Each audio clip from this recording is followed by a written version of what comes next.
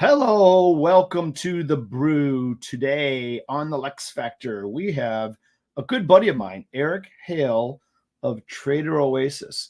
This is an interesting episode. We're going to talk a lot of things. I'm going to let Eric explain these to you because he's got quite a process here, and I really want you guys to understand it. So let's get right to it after the opening bell.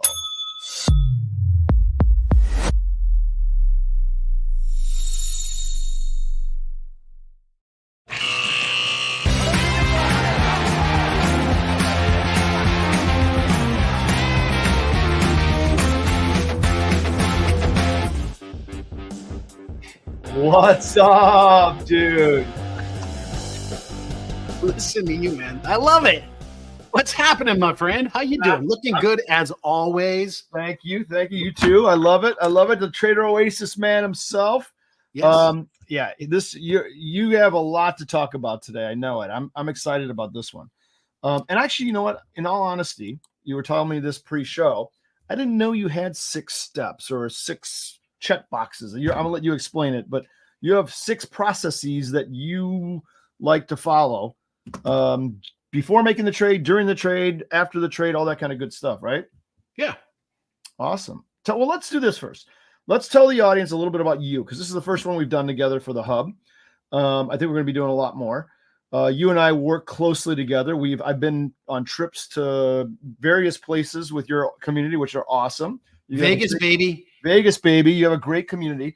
So we do a lot together, and we talk a lot, and we share ideas on the platform, etc. So tell us about Eric Hale and about Trader Oasis and Options Animal. I don't want to get it all confused. I'd rather have you do it. Yeah. So my name is Eric Hale. I've been a retail trader, but been involved in the education side of options for 20 years now. Mm-hmm. So my background is in engineering. I'm a math nerd. I love models. I love analysis. I love tools like that, which is one of the reasons why I love the platform, the Trader Oasis platform that we have for doing some really unique analysis around looking at trades and probabilities and what if happens when volatility changes and time changes and stock price changes, and also some of the advanced volatility data, looking at some of the dealer gamma stuff to try and come up with trade ideas. So I've been on this education side of the business for 20 years and actually sharing trades with clients, showing them what we have is a 6-step process, which I plan to outline here as to what that is. And, just let me pause here. The reason for the process is if you talk to anybody who's executing at a level of excellence, and I don't care if we're talking about brain surgery or golf game, these people all have one thing in common. They all have a process. And having a process allows you to do several things. It allows you to get repeatable results. It allows you to determine if you're making mistakes, where could you have done things better? But probably one of the most important things is the ability to control emotions. So you know me, and I am not an unemotional person. No. I am swayed. My emotions are on my sleeve.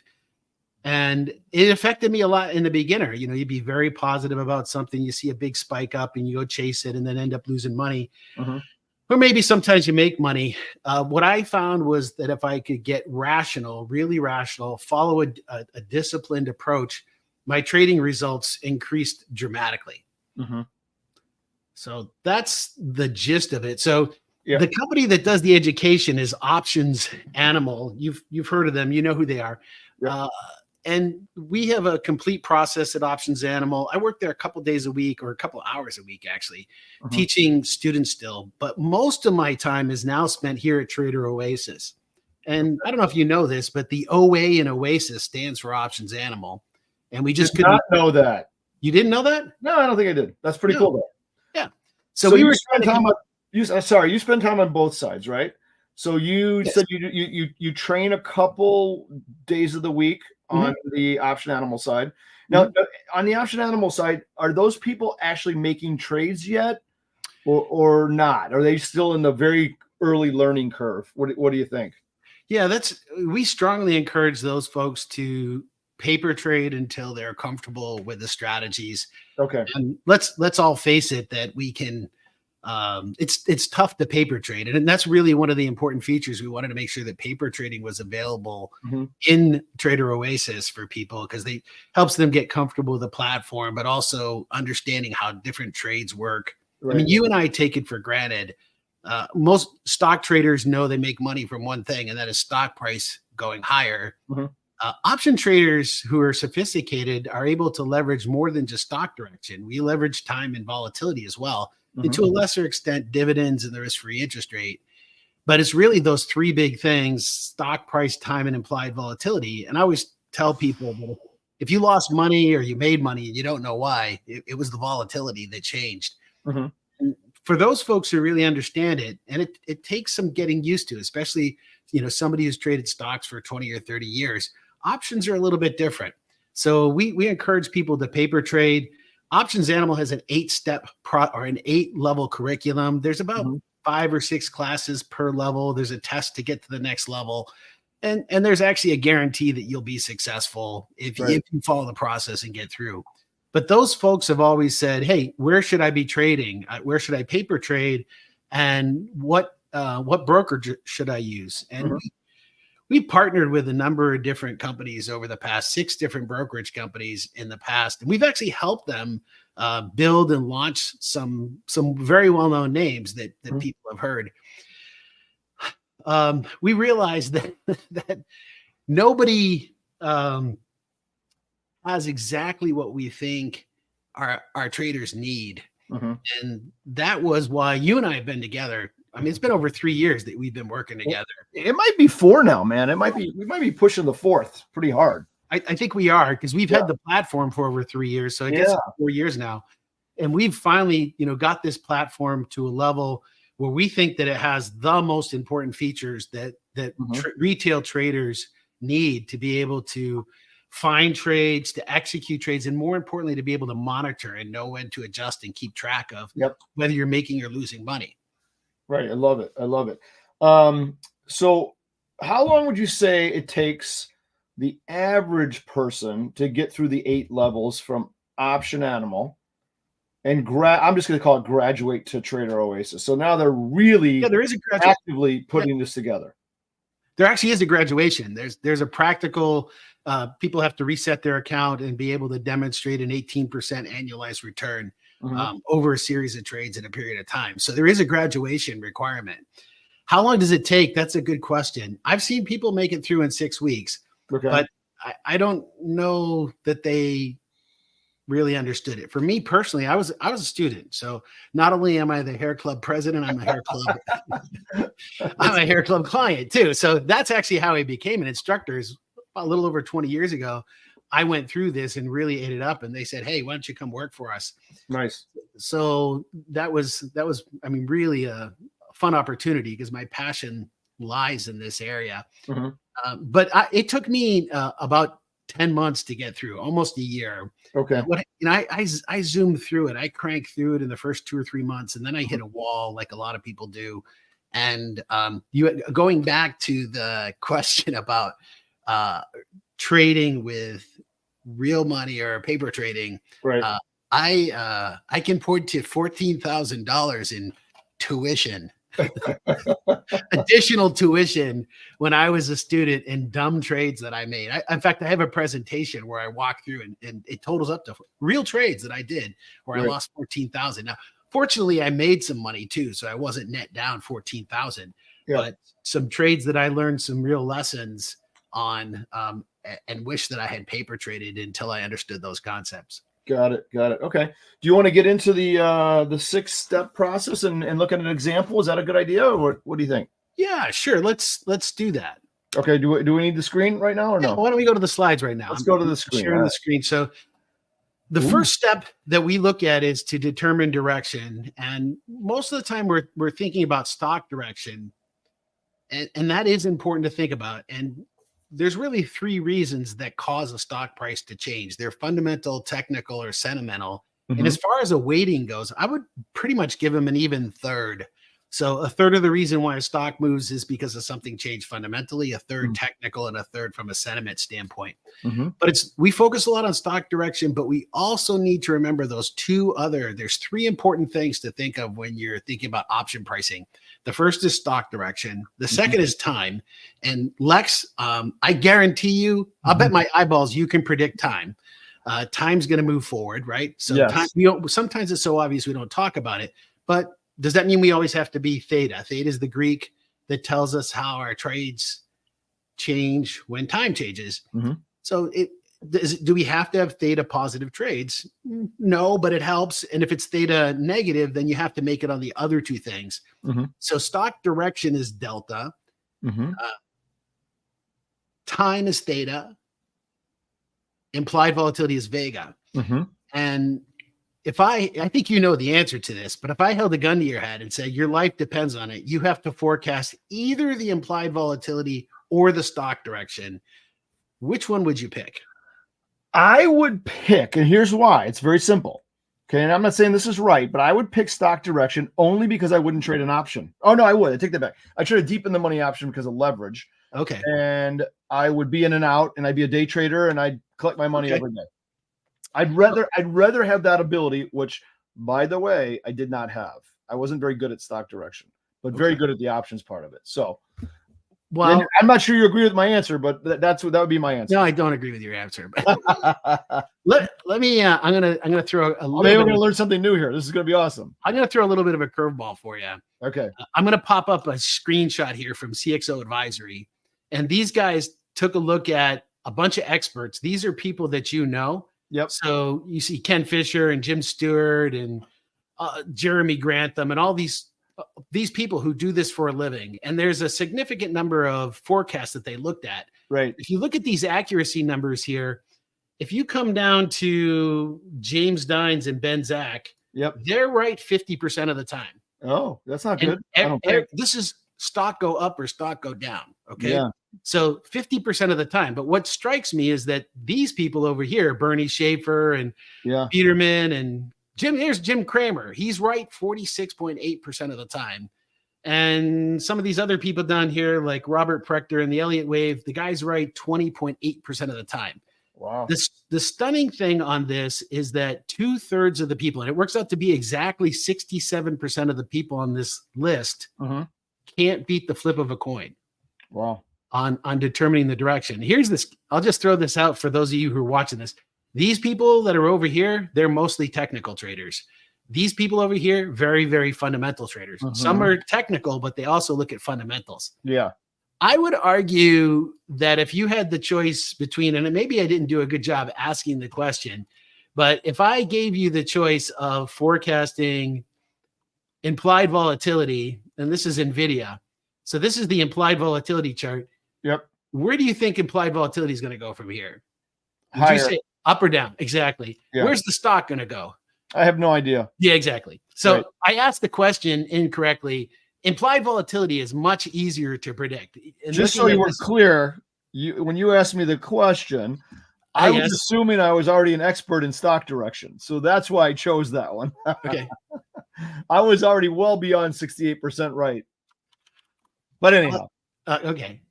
And you might be. No, I'm not. I'm terrible. I'm horrible at stock direction. I'm the worst. That's why I trade options.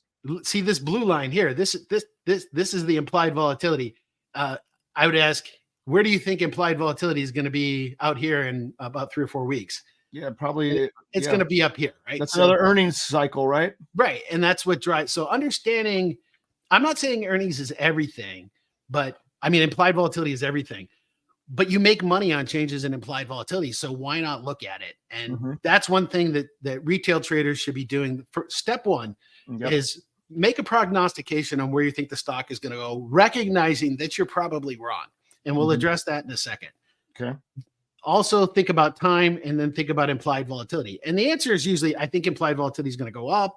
I think it's going to go down. I think it's going to go sideways, or I have no idea what it's going to do. And if it's, I have no idea, we can find trades that are vague and neutral. So we can cancel out changes in volatility. But if we know in volatility, if we feel confident volatility is going to go up, we want to vig a positive trade. If we think it's going to go down, we probably want to vig a negative trade. Makes sense. So determining direction. The second step is to consider what possible trades could work. And we look at a host of trades taking into consideration our delta, theta, and vega prognostications. And then the third step is selecting and structuring the strategy. So in the second step, we're asking, maybe I want to do counters or diagonals, or do I want to do like a stock-based strategy, a covered call or a collar trade, or maybe I want to do a credit spread. We all have our favorite strategies that we like to stick to. So we sort of brainstorm what sort of trades could work. And then this step 3 is an important structure or important step. This is where we go to the option chain and we look at strikes, we look at expirations, we look at premiums, we look at risk, reward, and probability in this step and see if, is this a good trade? I mean, somebody's maybe doing a credit spread that's $10 wide and it's a $1 credit. I mean, that's great. You're bringing in $1, you got $9 in risk. Maybe that's too much risk. Maybe I can look at structuring a different trade and get a better balance. Let me ask you a question. In this step 3, this third step, do you guys find that most people gravitate toward multi-leg sort of spreads as opposed to naked options? Or do you just say, don't even try a naked option? What are your thoughts there? Well, when you say naked, do you mean long or short or both? Or I would say what I mean naked is a single option. You're either long a call, long a put, short a call, short a put. There's nothing against it, period. Right. Sure. That's the same definition that I have. So we're on the same page. So as long calls are always a low probability trade. Long puts are too. So their probability of you making money on any long put. Now it does get much better. If you go deeper in the money, you can get closer to 50%. Right. But an at the money or an out of the money long call, they're a little bit like a lottery ticket. So you've got relatively low or moderate risk and you get potentially unlimited payoff. You get very, very high payoff here. And I'm going to throw another one in here. There's a concept that I came up with at a seminar in Hawaii. Actually, we were doing this presentation. And if you think of option trades, and I call this the purple nacho, just because it happened to be purple. And I was talking I was saying, well, you're on the purple nacho. And part of the reason I mentioned nacho is because this is a really pretty triangle. In reality, it's really got nooks and crannies and hard to get in the corners like a real nacho. Right. But if you think of all trades as this context, you've got a dial for probability, you've got a dial for profit and a dial for risk. And you can only get 2 good ones. So with something like a long call, you have unlimited upside and moderate to low risk. And therefore your probability is going to be low. If you want to dial up the probability, I want to get better probability, you either have to take less profit or more risk. So with a naked call or a naked put, they are very simple. And there's something to be said for that. But long options tend to have the odds stacked against them because, like I said, they're like a lottery ticket or a scratch and win where you've got unlimited upside. And so I think if you enter into one of those trades, you need to recognize the odds are you're not going to make money on it. Right. So the next step, which we haven't talked about in our process, is actually your exit plan. So what are you going to do when you don't make money? I think it's okay to do a long call or a long put, recognizing that the odds are stacked against you. So you have a clear exit plan. If you make money, you take profit. Yep. If you don't make money, you have a plan for how you can fix that. And your exit plan could be when I'm down 20%, I'm just going to cut, I'm going to cut bait. Or maybe you could look at, I could take that trade and maybe I could adjust it into some sort of a spread trade, maybe a credit spread or a debit spread or a calendar or a diagonal or some other strategy. And that secondary exit is really where this is the most important part of our process here. Is determining your exit plan. And this is really what helps traders control emotions, is being clear on what am I trying to accomplish here? And when I hit that target, which could be a profit goal, so 20%, 50% return on risk, or it could be a date after earnings, I'm going to close for any profit. when the Fed announces, or before the Fed announces, I'm going to close the trade for any profit. Right. Or it could be a price target or a technical signal. When the MACD crosses over, I'm going to close the trade for any profit. So being clear on what your exit plan is, both for when do I take profits, but the second part, and this one, your exit plan, like you talk about buying long calls. I mean, somebody here is probably thinking, oh, great, I'll go buy a long call on NVIDIA that expires in 2 days on Friday. That trade, your exit plan is to lose money because you're not going to do any. So by the time you realize that trade didn't work, we're talking Thursday or Friday, there's no sort of adjustment that you can make. Right.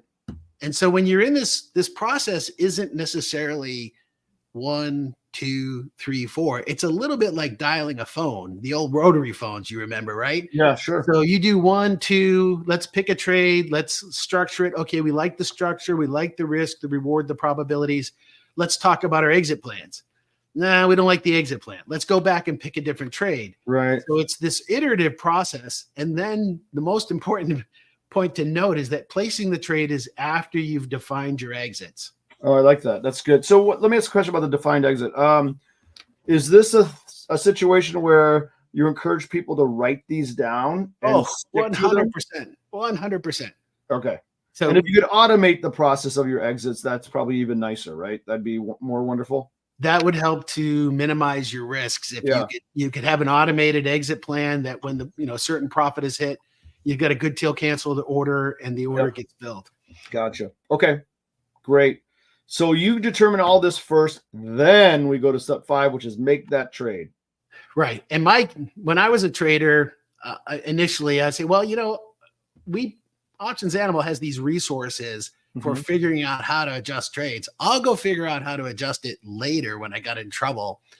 And so one of the questions that you mentioned earlier about naked options, a very popular strategy is the naked short put, or some people call it a cash secured put, with the intention that they're going to buy the stock. And that's all well and good until you get some of these massive drops that we've seen where, look at what happened with Dollar General here just a few weeks ago. The stock just crashed down. And this is one that I was actually trading. Let me turn off the volatility here. You got the stock trading at 125 and it dropped down to 84 overnight. And if you have an earnings play, Eric, what's that? Was that on earnings or was it just something else? Yes. Yeah, it was on earnings, but the move was way, way bigger. The expected move, I think, was 115. So when you looked at the option pricing, the expected move, it moved way, way, way more than anybody anticipated. And these are the kind of trades that, I used to do naked puts. I used to do cash secured puts. These are the kind that are like career-ending events. The people who experience those sort of losses, they're not around to share their stories. So you hear about survivorship biases. I did it. It worked. Right. Therefore, I must know what I'm doing. And if you do a naked put, you're probably in the 80% probability of making money, maybe 70%. And the fact that are you going to take a massive, like a 50% or 40% haircut overnight and be down thousands? These don't happen that often. They're pretty rare. Right. There's we look at these probability models that we have in What If, and if you just pop any trade in there, it comes up with a probability. And you like to look at that probability, right? I do, but you need to keep it into context. George Box is a famous statistician. This is a model. George Box, the statistician, said all models are wrong. Some models are useful. So this model is wrong. These probabilities are, you got to take them with a grain of salt. When you start getting into probabilities that are like 80%, they might actually be 90, or it says it's 90, but it's actually 80. And you say, well, 80% or 90% are close to each other, but you really need to inverse it and look at the other way. If I have a 90% probability of something working, that means there's a 10% chance of it not working. Right. But because of option pricing and liquidity issues, it might actually be 80%. Right. And so the difference between 80% and 90% are close, but look at the other side. The difference between 10% and 20% is huge. Right. And so these losses, what happens is we tend to get these mega moves, these like 3 sigma, 4 sigma, 5 sigma. I've seen 6 sigma moves.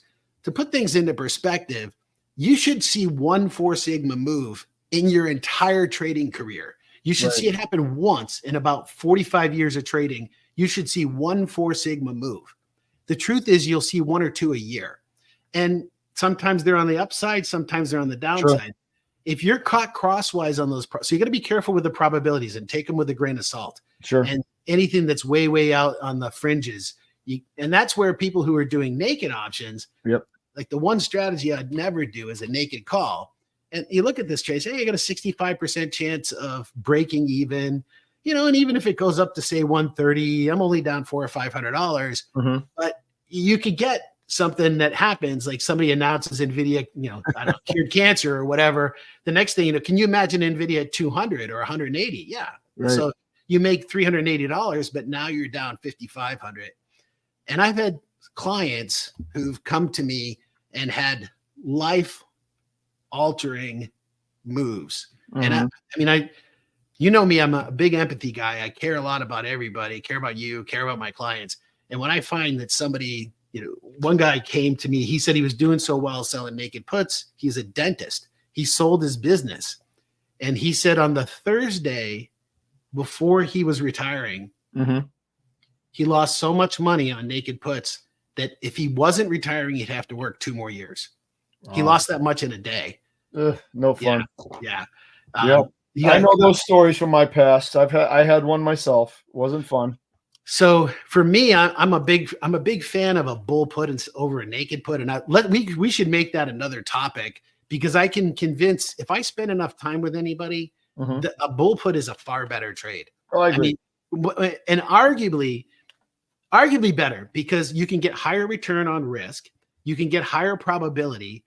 You can win more often, and your ability to adjust the trade is so much better. So even objectively, now the beauty of a naked put or a cash and curve put is they're really simple and they're not complicated. But when you've got a long and a short together, you got more moving parts. I'd love to spend some time, because I have convinced people who were regular naked put sellers that you can make more money, win more often, and have lower risk.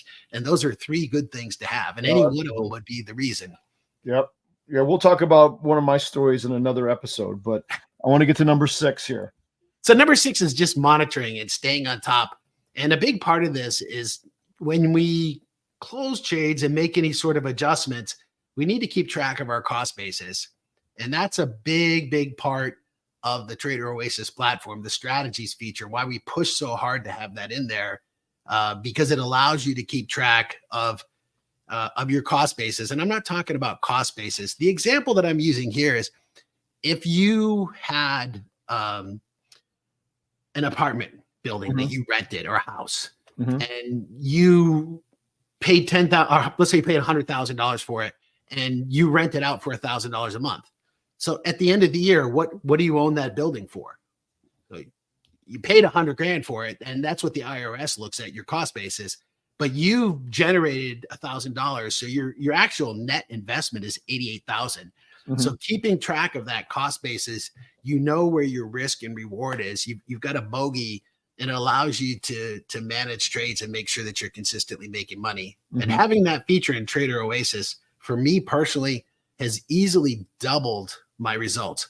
I can trade twice as much, and my results have been much, much better. Good. Yeah, you were adamant about that feature. I will remember that. So we're going to take a look at the 6 steps in action in a live episode on the next episode of the Tranquil Trader with Eric Hale. How do you feel about that? Was that cool? I love it. I think it's fun. I love doing this. It's a lot of fun for me, and it's my passion. Well, I can tell you are passionate about it. You're very good at it. You're a great teacher. I think we could do a number of these too. So I'd like to really get into your brain on how you adjust these ultimately and when to take them off, take the money and run, how to massage it a little bit more for maybe a little bit more coin in the pocket. So we're going to look at all that in episode dose. What do you say? Sounds awesome. All right, buddy. Thanks for coming on. We'll do it again. All right.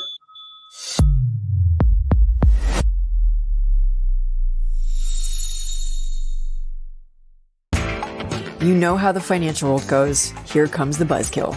Please make sure to take some time to read this boring disclaimer. We will owe you one.